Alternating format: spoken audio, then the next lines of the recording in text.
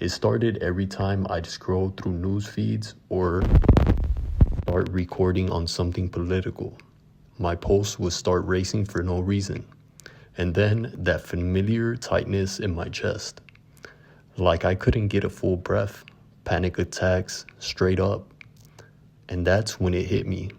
This isn't healthy. I'm not thinking clearly anymore. I'm reacting.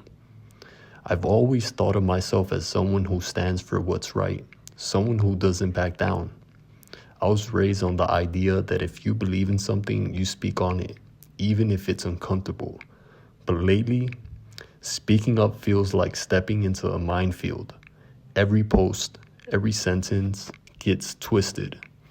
You say one thing, and you've already been labeled left, right, conservative, extremist. Pick your poison. People aren't listening anymore. They're waiting for their turn to fight back. And that constant tension, that readiness for conflict, has a cost.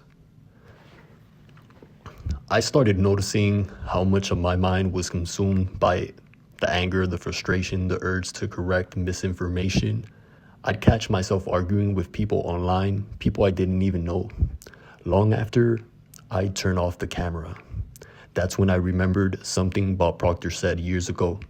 What you resist, persist. At the time, it sounded like one of those nice motivational quotes you scroll past, but now it hits different because I've been living it. Every time I fought against what I hated, I was feeding it more attention. I was letting it live rent-free in my head. Psychologically, that's exactly how the brain works. Your attention doesn't understand positive or negative. It just understands focus. When you fixate on something, whether it's anger at a political party, fear of what might happen, or frustration with how divided people are, your brain treats that as important information. It builds neural pathways around it. It strengthens that association, so instead of dissolving what I opposed, I was reinforcing it. That's when I realized how deep this cycle goes. It's not just politics, it's everything.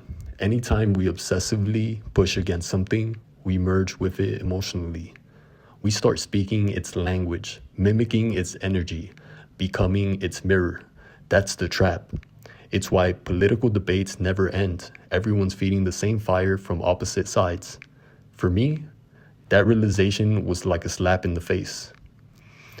I saw how much mental space I've given away. I'd wake up tense before even opening my eyes. I'd check my phone first thing, notifications, comments, news, headlines.